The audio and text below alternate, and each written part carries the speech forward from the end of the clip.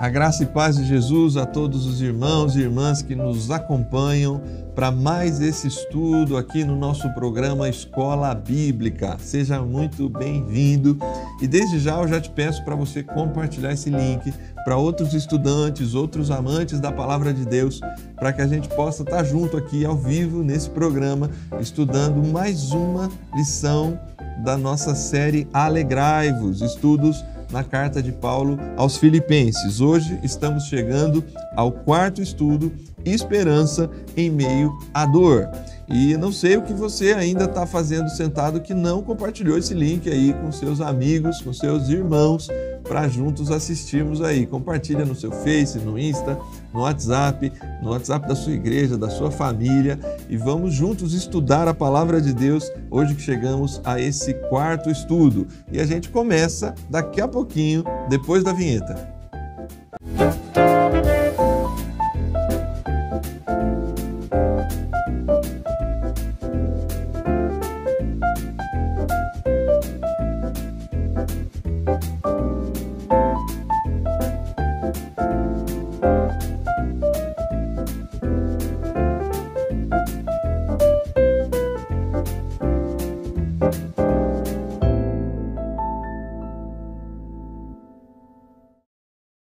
Voltamos, muito bom ter você com a gente, meu irmão, minha irmã, amante do estudo da Palavra de Deus, para mais esse estudo que faremos juntos aqui agora.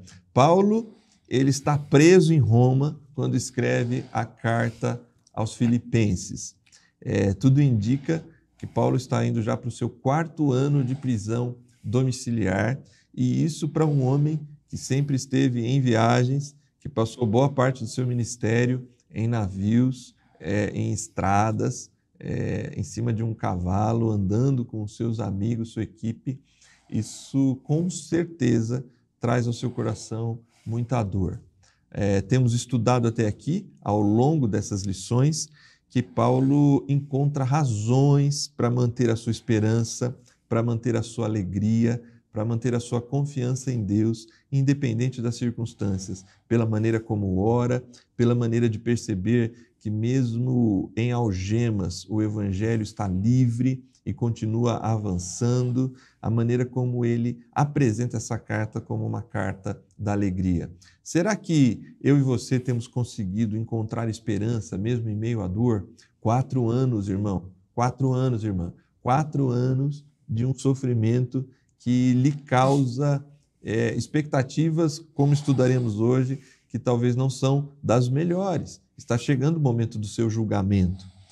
Será que eu e você conseguimos encontrar esperança em meio à dor? Aonde Paulo ancora a sua esperança? Esse será o nosso estudo desta noite. E para isso, a gente está aqui com o pastor Beto Soares. Pastor Beto, me permita, pela nossa amizade, te chamar de Beto de vez em quando aqui. Por favor. Mas seja muito bem-vindo, é muito bom recebê-lo. Eu estou novo aqui nesse programa, estou tentando contribuir aqui com a Escola Bíblica, contando aí com a oração dos nossos irmãos e irmãs, mas é muito bom estar com gente que deixa a gente mais tranquilo, que vai poder apresentar um estudo profundo da Palavra de Deus aqui nesses versos do primeiro capítulo de Filipenses. Seja muito bem-vindo. Oi, Júnior, graça e paz de Jesus a todos que estão nos assistindo agora. Para mim é um prazer muito grande estar aqui, de alguma maneira colaborar com a Escola Bíblica, de alguma maneira colaborar com os irmãos. Espero eu poder fazer isso e, por favor, me chame de Beto, porque o Roberto é meu pai, ele está vendo isso aqui e ele sabe que é com ele. Quando é Roberto, é com ele. Quando é Roberto, é com ele. Se alguém me chamar de Genésio também, eu não olho. É com teu pai. Com todo respeito e amor que eu tenho ao meu pai, porque se chamar de Genésio é ele. Muito bem, Beto, estamos juntos aqui para essa lição, Esperança em meio à dor. O texto base dessa lição é um texto muito marcante, muito conhecido dos nossos irmãos e irmãs, muito conhecido de todos aqueles que leem a Palavra de Deus, talvez um dos mais conhecidos que a gente tem nas Escrituras, pois para mim o viver é Cristo e o morrer é lucro. Parece que Paulo ele está realmente próximo do seu julgamento e diante dessas duas realidades. ou de permanecer vivo e, portanto, liberto, se ver livre das algemas daquela prisão domiciliar e poder seguir com o seu ministério, o que parece que realmente aconteceu, mas se a gente conseguir viver o momento, ou tentar participar desse momento aqui no estudo dessa lição, ele está no momento dividido entre vida e morte, entre poder se ver livre ou ter que enfrentar uma dor incompreensível para o ser humano. E isso é difícil, né? Essa ideia da pena de morte, né? Você saber que chegou o dia da sua morte é um negócio muito difícil. Não é o nosso tema, né? Mas você também é psicólogo, né? Conviver com a certeza da morte não deve ser fácil para nenhum ser humano, né? A possibilidade que Paulo tinha de sair daquela prisão vivo era muito remota, né? Ele tinha apelado para o César e naquela época era Nero. Nero não era nada simpático à causa cristã, muito pelo contrário, ele era contra, e Paulo era um dos líderes, né? E aí o ideal seria que Paulo fosse morrer, né? Mas eu gosto desse texto que mostra, na verdade, o que era a vida de Paulo, né? Ele resume numa frase só o que é minha vida, o que tudo representa. A vida é Cristo e morrer é lucro. Quer dizer, eu vivo para Cristo. Se eu morrer, eu não estou no prejuízo, eu não tenho medo da morte. A gente vai falar isso mais para frente, mas Sim. Eu acho muito legal essa expressão dele aí. Muito bem. A lição ela vai apresentar, a partir da própria escrita aí, do texto de Paulo para os Filipenses, que em alguns, Paulo ancora essa sua esperança, mesmo em face da morte. Paulo ancora a sua esperança em alguns aspectos fundamentais. Que a gente vai estudar aqui ao longo da lição. O primeiro aspecto, ele vai estar presente ali no primeiro verso, citado aqui na primeira questão, Filipenses 1:19. Filipenses 1:19 vai dizer assim para a gente, né? Pois sei que o que me aconteceu resultará em minha libertação, graças às orações de vocês e auxílio do Espírito de Jesus Cristo. Paulo tem uma expectativa de libertação, mas ele ancora isso na oração dos irmãos e no Espírito de Jesus Cristo. Como é que a gente pode comentar, entender essa provisão de Deus que glorifica Jesus nos momentos difíceis, né? Como que esse conjunto, né, de oração dos irmãos e essa confiança no Espírito de Jesus faz com que Paulo tenha esperança em meio à dor. Eu acho legal porque o autor da lição deixa muito claro que a palavra grega que é usada aqui, auxílio, ela pode ser traduzida também como favor, como provisão.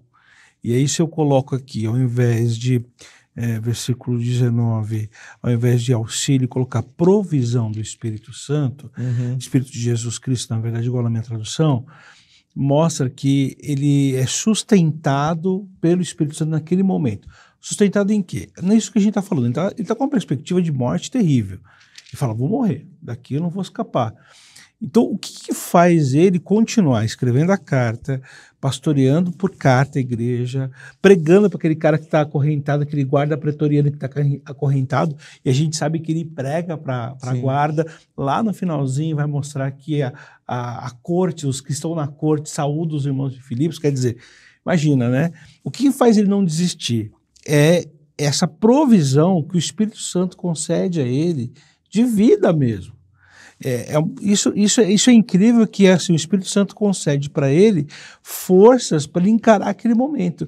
E aí as forças vêm também da oração da igreja porque ele sabe em algum aspecto que ele não está sozinho nessa. Olha, tem gente comigo. Paulo, tem outros textos de Paulo, ele, se eu não me engano, em Timóteo, que ele vai falar assim, olha, na minha primeira defesa eu estava sozinho. E essa sensação de solidão é inevitável. Por mais que ele estivesse ali com outra pessoa ali, quando escrevia a carta, enfim, mas aquele negócio, eu que vou morrer, eu que vou ser sacrificado. Mas quando ele sabe que tem uma igreja, né, que está orando por ele, que está pedindo a Deus por ele, que está preocupada em que ele saia livre da prisão, é renovador. Então, é a provisão do Espírito Santo que dá força, que dá vontade de levantar de manhã, que dá vontade de continuar falando. É aquele negócio, não, Deus está comigo, e o Espírito Santo vai dando forças mesmo. Sim. Mas a alegria de saber, ou o contentamento de saber que tem alguém junto com você, preocupado com você, que não te deixa sozinho, que está pensando em você. Porque a pior coisa que num momento desse é o seguinte, não tem ninguém mais pensando em mim. Isso. E ele tinha certeza de que tinha uma igreja orando por ele. Isso é muito importante, o que você está trazendo aqui para a gente, desse ponto de vista, e o irmão e a irmã que está em casa junto com a gente, como é importante a igreja ser esse ambiente de acolhimento, né? Em que irmãos suportam no sentido de dar suporte, né? Sim. E apoiam outros irmãos. Quando irmãos apoiam o pastor, né? O pastor tem esse sentimento de às vezes estar sozinho. Né? Exato. Podemos concordar aqui, né? Isso. Por vezes a gente tem esse sentimento de estar sozinho. Líderes, por vezes, têm esse sentimento da solidão. Sim. Mas é bem verdade. Irmãos e irmãs, por vezes, dentro de uma igreja, de uma comunidade, podem estar vivendo o sentimento da solidão, né? E Paulo, ele tem uma certeza. Tem gente orando por ele. Exato. Como é importante você, irmão, irmã, quando vem ao coração, não segura, não. Se a palavra é de bênção, é de incentivo, fale, né? Fale para o seu pastor, fale para o irmão que senta do seu lado, para aquela irmã que faz tempo que você não conversa. Se Deus trouxe ao coração, e nesse sentido, sendo muito sincero aqui, Beto, se você quiser discordar de mim, me corrigir, pode fazer. Às vezes pode ser só um sentimento pessoal, não precisa ter nem o fato assim, Deus falou comigo e pediu para eu falar com o irmão, mas se o sentimento é bom, de empatia, vai lá e fala, meu irmão, estou orando por você, meu irmão, estamos juntos, olha, não sei o que você passou na sua semana, mas eu queria dizer que isso é importante. Essas coisas trazem ao coração, é bem verdade, ninguém passa a situação que você tem que passar. E ninguém está passando pela prisão que Paulo está passando. Sim. Mas ele pode encontrar suporte nos irmãos, né? No Brasil nós não temos pena de morte. Mas tem pessoas que estão vivendo no corredor da morte já faz um tempo. Essa morte põe aspas, né? Mas é uma doença, é um casamento que está indo para o beleléu. E aí, muitas vezes a gente banaliza quando pessoas que estão sofrendo assim, coloca lá no grupo do WhatsApp da igreja. Nesse grupo do WhatsApp da igreja é polêmico, né? As pessoas, Sim. Tem gente que sai. Mas tem um momento que eu acho que é tão importante quanto os avisos, é quando um fala assim, orem por mim, porque eu estou passando por isso, orem pela minha família. E são essas pessoas que estão nesses corredores da morte. Parece que é uma coisa boba, aquelas mãozinhas que se levantem ali, em oração, como faz, mas para a pessoa que colocou o pedido de oração, é extremamente confortador. Mostra que ela não está sozinha, que tem mais alguém orando com ela. É isso. O apóstolo Paulo, ele não tinha WhatsApp, mas ele sabia das mãozinhas em prol a ele, sabe? Sim. Em prol da vida dele. Sim. A gente pode dizer, Beto, que esse primeiro aspecto da esperança, pela oração dos irmãos e também por essa provisão de Jesus Cristo, a gente pode dizer, como na verdade diz aqui a lição, né? Que ela é cristocêntrica, que Paulo funda ancora essa sua esperança em meio à dor, porque Cristo é o centro daquela igreja e da oração dos irmãos, e porque é nesse Espírito de Jesus que ele está vivendo tudo isso, concentrar a minha esperança em Cristo e não nas circunstâncias, parece ser algo fundamental para Paulo, né? Na verdade, ele deixa de olhar para as circunstâncias há muito tempo, porque a circunstância dele não era nada favorável, né? A perspectiva de futuro, olhando para ele só, não era nada favorável. Eu acho legal, porque é uma parte do texto aqui de Filipenses 1, que ele está olhando para o futuro, mas ele está olhando para o futuro sob a ótica de Cristo. Não está olhando sob a ótica dele. Por isso que ele tem um olhar, e aí a gente pode colocar na lição de alegria isso, né? Por mais que o contexto dele não é favorável. A perspectiva pessoal dele poderia não ser favorável, mas sob a ótica de Cristo, ele tem um olhar de esperança de alguém que é provido pelo Espírito Santo e provido pelas orações da igreja. Então, o olhar dele é puramente cristocêntrico em relação ao futuro dele. Isso encaixa direitinho aqui na nossa segunda questão, né? A gente vai olhar para os versos 20 e 21. Na verdade, Sim. o 21 é o nosso verso base. Sim. Para mim, o viver é Cristo, né? A vida dele é Cristo e o morrer é lucro. Isso Sim. não tem derrota aqui, não tem perda. Qualquer coisa que acontecer, Paulo a sua esperança está fundada em Cristo. Só que essa esperança, que tipo de esperança é essa, né? Essa esperança cristocêntrica que o apóstolo tem, que faz com que ele permaneça firme em meio à dor. Talvez do ponto de vista teológico, doutrinário, esse é o ponto mais importante dessa lição para o nosso estudante aí que está em casa, Sim. que vai estudar no final de semana essa lição, essa ideia, morte ou vida. Sim. Cristo é vida, e se eu ficar em Cristo é importante porque minha vida é de Cristo. Ele já não está mais preocupado com a sua própria vida, né? Ele vai dizer em Gálatas 2, né?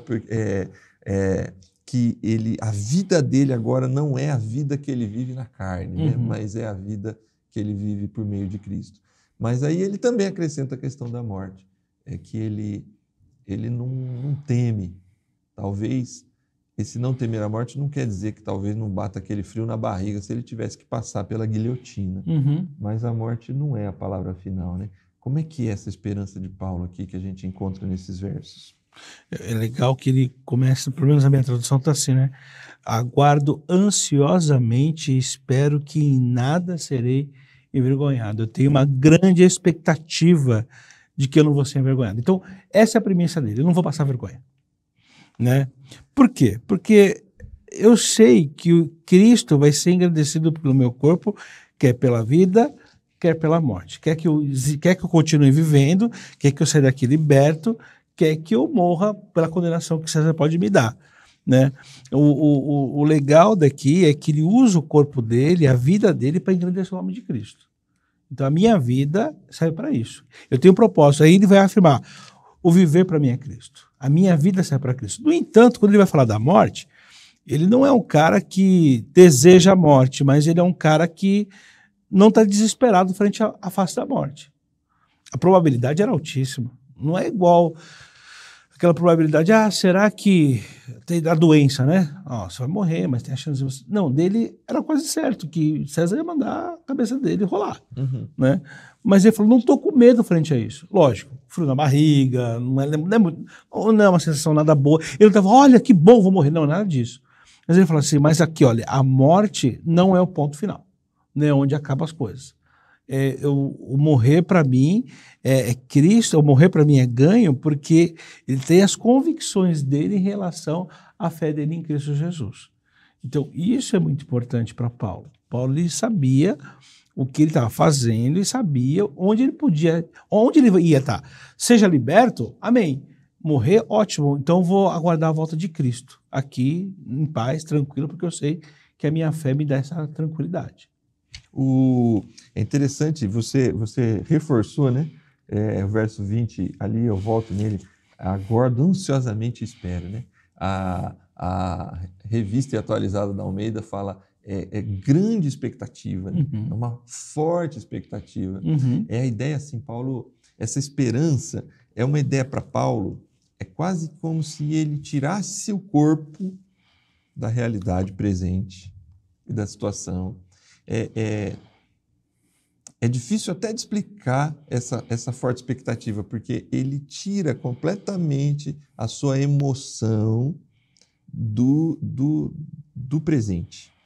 Porque o natural é a tensão, o natural nesse momento é a tristeza, o natural nesses 4 anos é que ele já tivesse parado de pregar o evangelho há algum tempo para os guardas que estão ao redor dele, né? Sim. São muitos anos para minar a nossa capacidade de ter esperança, né? Nós, por muito menos, nós vivemos uma geração, e com isso eu não estou falando de idade, eu estou falando de tempo mesmo, de época, em que 1 mês de espera, 6 meses de espera de alguma coisa que a gente criou uma expectativa, já é suficiente para tirar da gente sugar toda a nossa energia, né? Paulo está há 4 anos e ele ainda consegue dizer que ele tem uma ardente expectativa. A palavra ali, ela aponta justamente para essa ideia assim, que ele quase que ele tirou a cabeça fora desse momento e ele funda a sua expectativa no que Deus tem para ele no futuro, independente de morte ou vida, né? Aqui é uma percepção que eu tenho, né? A gente sofre muito, a gente desiste rápido nesse seu raciocínio, porque o nosso foco está em nós mesmos. Estou pensando em mim, estou pensando na minha realização, estou pensando na minha motivação. Paulo aqui, ele não pensava em si, ele pensava na missão. Isso. A cabeça dele estava na propagação do evangelho. Ele usa o corpo dele para proclamar Jesus Cristo. Então, é isso que eu acho interessante. Ele está com a cabeça lá na missão. O objetivo dele é o evangelho ser propagado. Então, se eu sair, eu vou continuar fazendo meu trabalho de propagação. Se eu morrer, a minha morte vai ser usada como exemplo. E aí ele se coloca no... É a história do Marte, né? Eu sou usado para mostrar ainda mais o evangelho, o meu corpo é dado em favor disso, né? Então, a cabeça de Paulo não estava nele, não estava no bem-estar dele.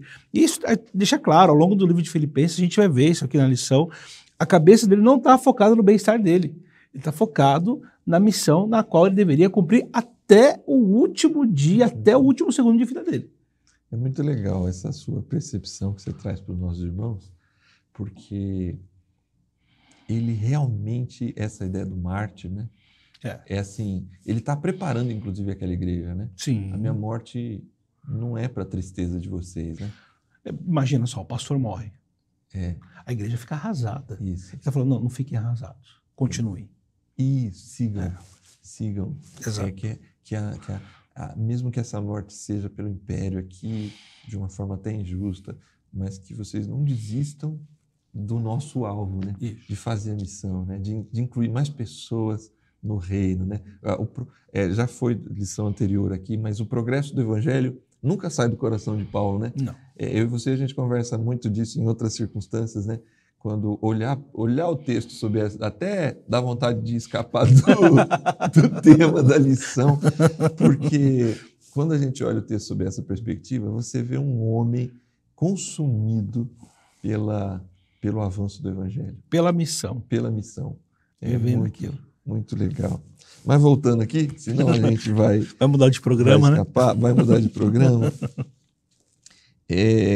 Acho importante para o estudante, quero crer que, principalmente na escola bíblica, a nossa grande audiência é de promessistas, né? Sim. Que estão estudando com a gente a lição, para estudar com a gente também no final de semana, no sábado, nas suas igrejas locais, mas tenho certeza também que nós temos irmãos e amigos que nos acompanham de outras denominações ou que estão começando a conhecer a Cristo através da TV Viva Promessa. Sim. E aqui a gente chega num ponto muito importante, que é a pergunta 3, né? O que Paulo quer dizer quando ele afirma que partir e estar com Cristo é muito melhor? Ele vai dizer, né? Dentro dessa sua linha, né? Ele está preparado, ele tem uma expectativa, ele tem fé, por conta da oração, a fé dele é cristocêntrica. A fé dele, como diz a lição, ela é indestrutível, né? No sentido assim, não importa se eu morrer. Isso não destruirá o meu testemunho. Exato. E não pode destruir a missão da igreja. Sim. E a vida de vocês. A vida segue, a missão segue, até o dia que a gente se encontrar com Cristo. Só que, nos versos seguintes, ele diz assim, caso continue vivendo no corpo, terei fruto do meu trabalho. E já não sei o que escolher. Sim. Então, nesse sentido, aqui sim dá para dizer que ele está bem dividido, né? Estou pressionado dos dois lados, ele diz. Desejo partir e estar com Cristo, o que é muito melhor. Contudo, é mais necessário por causa de vocês que eu permaneça no corpo. Então, assim, o que Paulo, Beto, quer dizer? Ajude aí os nossos irmãos promessistas que vão estudar a lição no final de semana e todos os nossos amigos que estão conhecendo a fé cristã por meio da TV Viva Promessa. Essa expressão, partir e estar com Cristo é muito melhor. Como é que isso se dá por conta da compreensão que nós temos adquirido do texto bíblico, aliás, anexado a outros textos, né, dessa ideia da morte? Sim. Eu gosto que o autor da lição ele faz essa explicação em 3 pontos. Eu acho que é muito interessante. Primeiro, não significa, né, partir e estar com Cristo, não significa que ao morrer, a alma dele se desprenderia e iria direto para Deus. Ele não está falando isso aqui, Paulo. Paulo está falando o seguinte, ele está com a sua esperança que no dia da ressurreição, né, ele, lógico, seja ressurreto e se encontre com Cristo. Com base no que eu falo isso? Em Filipenses 3, lá na frente, 8, ele vai falar a respeito da ressurreição.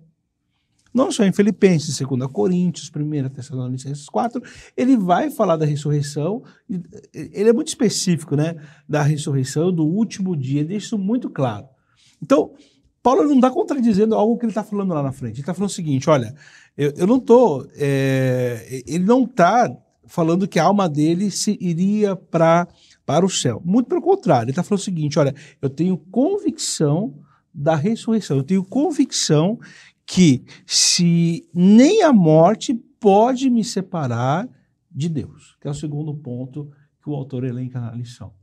Então, a convicção dele estava no sentido de que a morte não me desprende. E tem mais, eu sei da ressurreição, ele tinha certeza da salvação dele, que eu acho que isso é importante. Muitas vezes a gente hoje em dia lida com uma loteria, né, na vida cristã, né? Será que eu vou ser salvo? Será que eu não vou ser salvo? Será que eu vou ser salvo? É uma loucura, é a roleta russa, né? Isso. Paulo não vivia isso, Paulo tinha convicção, mesmo com a vida dele. Aparentemente, indo para o fim, com o que ele achava que estava, Paulo, ele tinha convicção de que a salvação dele estava ali guardada, ele tinha certeza da salvação. E o terceiro ponto, ele também mostra uma identificação, que eu gosto que o autor coloca isso, com o sofrimento e a morte de Cristo, que ele coloca aqui. Então ele se identifica com Cristo, não só na vida, como na morte dele. Ele não está querendo falar que ele vai morrer igual a Jesus Cristo, são mortes distintas. Cristo morre para salvar a humanidade. A morte de Paulo seria uma morte de mártir, de aquele que entregou sua vida em favor de Cristo. Então esses 3 pontos me chamam a atenção aí no que se refere à fé promessista. Eu acho que você foi falando, eu fui lembrando de uma outra expressão de Paulo em Coríntios, capítulo 15, né? Ele vai dizer assim, se a nossa esperança se resumir somente a essa vida, né? Ele diz, é uma expressão muito forte, ele fala assim, nós somos os mais infelizes dos homens. Eu acho que nesse momento, Paulo ele olha para tudo que ele vive, né? Tudo que ele passa, naufrágio, açoite, judeu perseguindo, gentil, Império Romano, tudo que ele passou, ele brigou num momento com um dos seus principais amigos e parceiros, que trouxe ele para Antioquia, que é Barnabé. Isso eu acho que Paulo olha o diário da vida dele, né? Olha para trás, quando ele escreve essa carta, quando ele está aqui, né? A carta aos Coríntios e agora essa aqui. E assim, ali ele expressa, né? Se a minha vida, minha esperança tivesse baseada em tudo isso aqui que eu estou vivendo, eu seria muito infeliz. Mas ele fala assim, a nossa esperança não está só aqui, né? Ela ultrapassa isso aqui, né? Ela está para além do que a gente está vivendo. Tem um sentido de missão e tem um sentido de expectativa do encontro com Deus, né? O pastor Alessio, numa das lições aí para trás, ele falou assim, que ele chama a tribulação dele de leve e momentânea. Sim. Leve e momentânea tribulação, que não pode se comparar ao peso da glória de estar com Jesus. Então, eu acho que a ideia assim, de que é muito melhor estar com Cristo, tem essa ligação também, né? Ele não está falando exatamente do tempo em que isso acontece no pós-morte, né? Ele está falando que não há comparação entre definitivamente estar com Cristo e viver a leve e momentânea tribulação. São pesos incomparáveis, né? A diferença de uma coisa e outra para Paulo é muito grande. Então, assim, se a esperança dele, se a nossa esperança se resume a isto, a só esse breve período de tempo que a gente passa na Terra, é muito pouco. Então, Paulo aponta assim, se Cristo não ressuscitou, vã é a nossa fé, né? E aí ele se identifica com o sofrimento de Cristo e ele se identifica também com essa ideia de que se Cristo ressuscitou, a gente também ressuscita e se encontra com ele, né? Então aí ele diz isso aqui: morrer é lucro. Morrer, talvez em outras palavras, morrer não é a última palavra de quem tem esperança, né? Paulo, ele vai na contramão até da nossa realidade de hoje, de 2022. A gente muitas vezes luta, corre para a gente ter uma boa vida, ter uma boa realização pessoal, mas tudo preso da nossa existência. Olha, luta que você vai conseguir na nossa existência. Paulo, ele faz assim, não, peraí, a nossa existência ela é muito pequena, a nossa existência ela é vã. Olha para além da nossa existência. Por isso que ele fala assim, o morrer é lucro. Significa que o que a gente faz, na verdade, é olhando para a eternidade, olhando para a vida eterna. O morrer é lucro porque é a porta de entrada para a vida eterna. Uhum. Então ele tinha convicção disso. Ele falou assim, olha, a minha vida, ele fala assim, eu entrego minha vida como oferta, né? No final da vida dele, entreguei minha vida como oferta, né?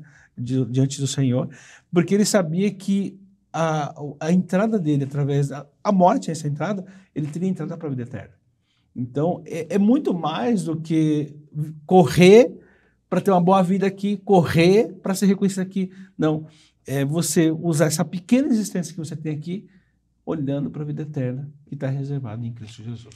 É muito, muito interessante. Você citou um dos textos que você diz aí, a lição tem, né? O irmão que tem a lição em casa pode acompanhar esses textos com calma. Você citou 1 Tessalonicenses, né? Sim.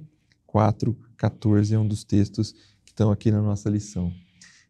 Por mais que há essa diferença de peso, Paulo não despreza a vida aqui, né? Não. Porque em Tessalonicenses é onde ele vai trabalhar a ideia assim, irmão, tudo bem, Jesus está voltando, mas não adianta parar de trabalhar, parar de cuidar das coisas da vida. Isso. Se algum irmão aí parou de trabalhar, que não coma, né? Uhum. Não vai ficar recebendo Isso. pessoa que desconectou, tirou o pezinho do chão, né? Como se a vida espiritual, a vida com Deus, ela é tão importante que Paulo dá um peso que não há comparação com esse sofrimento aqui. Uhum. Mas, por outro lado, a doutrina de Paulo, né, a teologia de Paulo é muito equilibrada, né? É assim, está vivo? Então, meu irmão, ele está preso, 4 anos, mas está vivo, tem esperança, tem alegria, prega o evangelho, não desista de viver, né? Enquanto está vivo, cumpra o teu papel, né? Ele traz esse equilíbrio, né? A doutrina de Paulo é equilibrada nesse sentido, né? Não é uma espiritualidade desconectada, né? É uma espiritualidade integral. Então, enquanto eu estou no corpo, eu sirvo e eu vou viver intensamente. Se eu sair, se eu morrer, se eu encontrar a morte, é lucro. Lembra do versículo 19, ele está esperançoso que ele vai ser liberto. Sim, sim. Né? Ele não perdeu, ele está falando, ele tem esse olhar da morte, que não é um olhar de medo nem nada, mas lá no versículo 19, eu sei que tudo que aconteceu vai resultar o quê? Na minha libertação. Então eu vou sair dessa. Ele quer continuar vivendo, ele não quer ir para o pátio lá ser decapitado, como o bom romano que ele era. Então ele está querendo viver assim, a vida para ele é muito importante. E é importante, inclusive, para a missão que ele tem, que é proclamar Jesus. Bom, então aí a gente chega na quarta questão, que vai nessa linha mesmo. Sim. Qual é, eu acho que a primeira característica é uma esperança que é cristocêntrica, a lição apresenta para a gente, né? E porque ela está baseada em irmãos que estão orando, que vivem a vida de Cristo nessa empatia, né? Nessa participação, e irmãos que têm esta provisão de Jesus Cristo, você usou o termo, né? Provisão. Ela é indestrutível, é uma esperança que não importa o resultado, morte ou vida, Paulo está muito tranquilo que nada tira dele aquilo que ele recebeu do Senhor. Só que agora tem uma última característica que vão aparecer nos versos 24 a 26, que eu queria que você comentasse aí. Paulo esperava trabalhar para o progresso e alegria dos filipenses. Qual é a relação entre essas características, essa esperança cristã expressa nos versículos e essa vontade de trabalhar para o progresso dos irmãos de Filipos? Ele, na verdade, assim, né?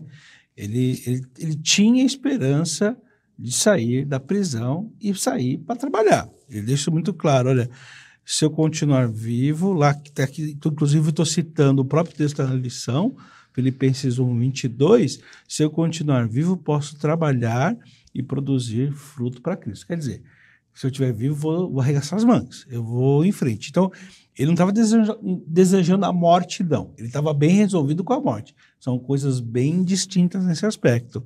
E aí, a esperança dele era justamente produzir frutos. Também vou citar a lição, Filipenses 1:25, aqui como está na lição. Sei que vou permanecer e continuar com todos vocês para o seu progresso e alegria na fé. Tudo que ele fazia era justamente olhando o caminho, o progresso, entre aspas, e põe muitas aspas nisso, a evolução, mas evolução aqui no sentido de melhora, né, daquela igreja a qual ele havia pastoreado, a qual ele pastoreava através de carta, né? E eu acho ainda mais legal que ele fala assim lá no versículo 26, também olhando para o texto da lição. E quando eu voltar, terão mais motivos para se orgulhar em Cristo Jesus pelo que ele tem feito por meu intermédio. Quando ele voltar, ele vai contar o testemunho dele para aquela igreja ali. Então, a perspectiva dele, sem sombra de dúvida, é de alguém que quer sair da prisão e que tem esperança de que vai sair, por mais que o cenário seja negativo. E ele trabalhava justamente para que essa igreja de Filipos, ela continuasse em frente, ela andasse. Inclusive, se um dia, quando nos encontrarmos, eu vou te contar meu testemunho para vocês continuarem mais felizes e contentes aí e mais motivados a continuar a missão de vocês. Tem um aspecto aqui que eu queria uma palavra não só do ponto de vista bíblico, teológico aí, mas uma palavra pastoral sua aqui. Você foi falando, eu fui pensando. Paulo já viajou bastante aqui, já fez muita coisa. Paulo está preso há 4 anos, como a gente já disse aqui algumas vezes. Eu queria chamar você, irmão, irmã, que está acompanhando a gente, para pensar nisso também. Alguns irmãos, Beto, já ouvi isso de alguns, em algumas circunstâncias, em igrejas locais. Eu já trabalhei muito. Uhum.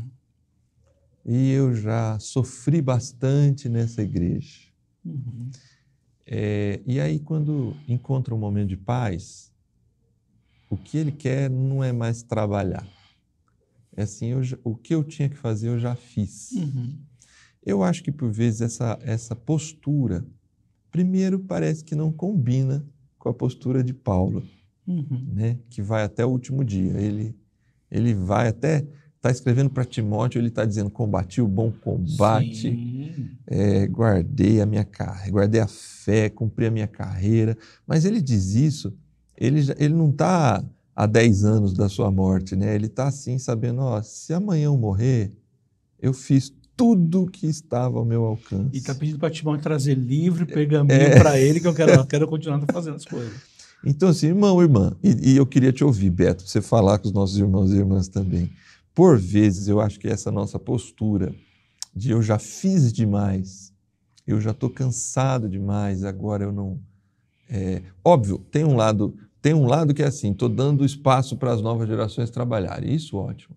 Mas enquanto alguém que pode ali contribuir na visitação, ser um apoiador do trabalho pastoral, continuar entregando, não deixar... Porque Paulo ele podia muito bem estar escrevendo uma carta mais ou menos assim, irmãos, 4 anos aqui, já fiz muito. Se eu sair, por favor, pede para a Lídia, né?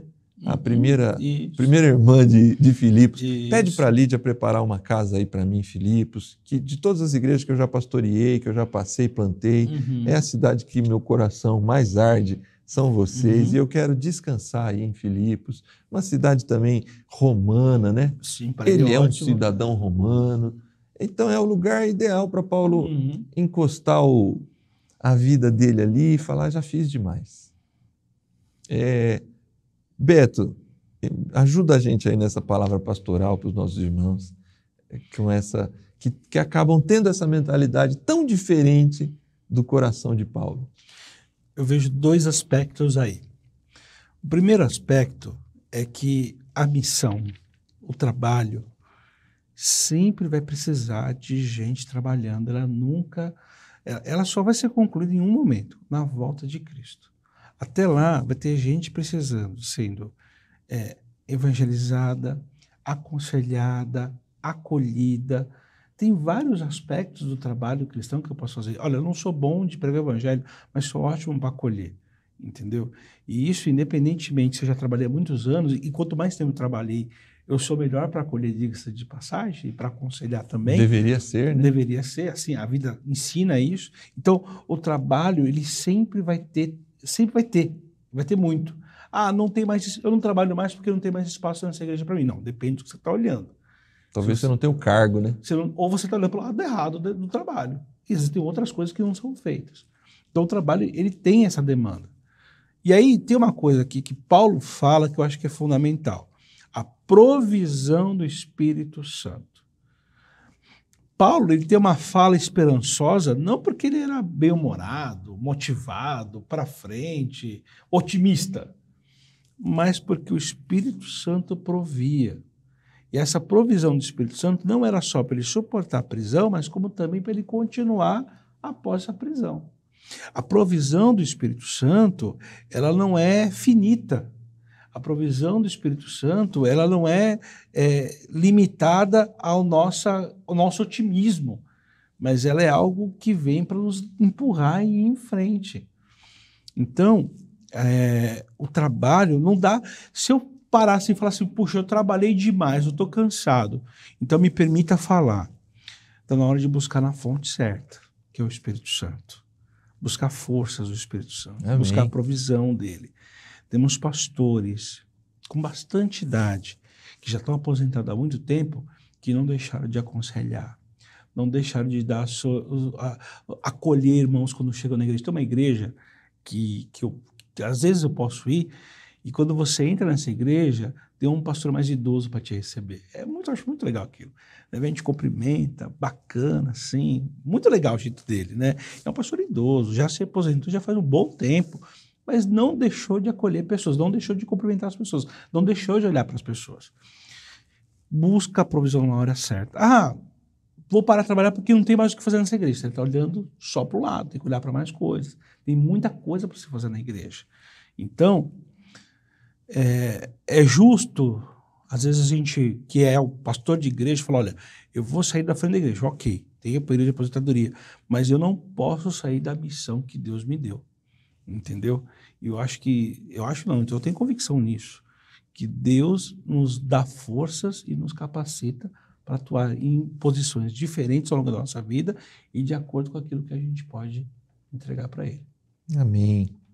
Irmãos, estamos chegando ao final desse estudo aqui, da lição de número 4, Esperança em meio à dor. Eu espero que ela tenha ajudado a você a perceber que mesmo diante das dores que você possa estar enfrentando, nós hoje aprendemos com Paulo que ele tem uma esperança fundada não nas circunstâncias, mas na provisão do Espírito de Deus para a sua vida, em tudo aquilo que a gente conversou. Antes de te pedir, Beto, para uma palavra final aí de incentivo aos nossos irmãos e amigos que nos acompanham e também orar para a gente encerrar esse estudo, eu queria só lembrar aqui, né, na sequência da aplicação, a esperança permanece viva em meio à dor porque ela está centralizada em Cristo. É uma aplicação prática importante. Parece não ser prático, mas é extremamente prático. Eu preciso saber aonde eu coloco a minha esperança. Dependendo de onde eu colocar, será um terreno tão arenoso que a esperança ela facilmente é destruída, né? Mas Paulo, ele funda a esperança em algo tão glorioso que nem a morte pode tirar isso dele. E em segundo lugar, a esperança permanece viva em meio à dor porque está direcionada ao serviço. A esperança, ela faz superar a dor e ao final da dor, a ideia não é assim, vou descansar. A ideia é assim, passei, vou servir, né? São essas duas propostas que estão presentes aqui na lição. Queria te agradecer, Beto, desse tempo aqui junto para a gente estudar esta lição, pedir para você deixar uma palavra final a todos os irmãos que nos acompanham, estão estudando com a gente, e em seguida conduzir uma oração. Tá bom. Alguns estão esperando um contexto bom para começar a fazer parte da missão que Deus tem te chamado. Puxa, quando eu casar, eu vou ajudar na igreja. quando eu me formar, eu vou ajudar na igreja. Quando eu tiver uma condição financeira melhor, eu vou ajudar na igreja. Se eu olho, por exemplo, de Paulo está num contexto que é bem desfavorável, está numa prisão. E a fala dele ainda assim, olha, eu vou viver para Cristo. A minha existência, ela serve para proclamar o nome de Jesus. Deus, ele não quer que você... Ele não vai te dar um contexto favorável para você proclamá-lo. Mas o chamado do Espírito Santo é que você viva a missão, ou melhor, viva a proclamação do Evangelho de Cristo, porque todos nós somos proclamadores, independentemente do seu contexto. Ou melhor, use o seu contexto para proclamar Jesus. Da mesma maneira que Paulo está usando para nós. Com a certeza de que a nossa existência é garantida por Deus. Com a certeza de que a vida eterna nos é garantida por meio da salvação. Deixa eu orar com você. Deus, obrigado por esse momento de estudo, de crescimento, de raciocínio, momento que a gente é confrontado com a Tua palavra, e é isso que a Sua palavra faz. Ela nos tira da nossa zona de conforto e nos faz olhar para nós mesmos a fim de seguirmos naquilo que o Senhor tem para nós. Obrigado, meu Deus. Obrigado porque o Senhor é um Deus que olha para nós e cuida de nós e nos chama para trabalhar para o Senhor. Cuida de cada irmão, de cada irmã que está conosco nesse momento ou em qualquer outro momento que esteja assistindo esse programa, que ele seja tocado pelo Teu Espírito Santo, ele sinta a provisão do Espírito Santo da mesma maneira que o apóstolo Paulo sentiu naquela prisão. Dá-nos alegria, dá-nos a Tua alegria, mantenha-nos com ela, Senhor. E obrigado por esse momento de estudo, em nome de Jesus. Amém. Amém. Obrigado, pastor, Amém. Mais uma vez pela sua presença. Obrigado a você, irmão, que nos acompanhou até o final desse estudo. Semana que vem a gente continua o estudo da lição Alegrai-vos, dessa série de lições com a quinta lição, Viva de modo digno. E é isso. Não sei quais são as dores que você tem enfrentado, mas é provável que você esteja enfrentando momentos de dor e provações. Mantenha a sua esperança fundada em Cristo. Desenvolva essa característica da indestrutibilidade da sua esperança, independente daquilo que venha a acontecer, e que essa esperança também te traga esse sentimento de serviço, de labor, de trabalho para o reino de Deus. É isso. Obrigado. Permaneça com a gente na programação da TV Viva a Promessa. Seja um amigo da missão. Compartilhe esse projeto Amigos da Missão, seja um colaborador, um parceiro contribuinte para que tudo aquilo que tem sido feito através da comunicação, através das ações humanitárias, possam alcançar mais e mais pessoas. Que Deus continue a abençoar a sua vida e até a próxima semana.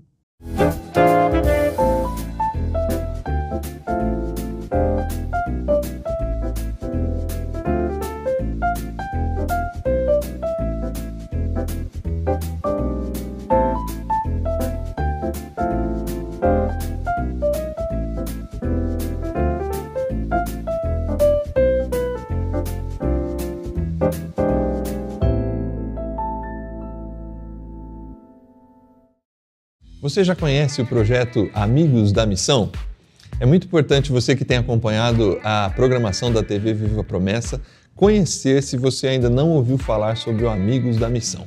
Esse projeto, ele tem a intenção de que você seja um amigo da missão, contribuindo e ajudando a programação da TV Viva a Promessa, e também a sua contribuição vai nos ajudar a partir da agência humanitária, em projetos humanitários no Brasil e em todo o mundo. Então, é fácil. Você faz o seguinte, acessa amigosdamissão.org e lá você vai ver as diversas maneiras que você tem para contribuir com esse projeto. E vai ser muito legal ter você como mais um amigo da missão. Então vai lá, rapidinho, entra agora e contribua com esse projeto que quer levar o Evangelho e levar a solidariedade para tantas pessoas.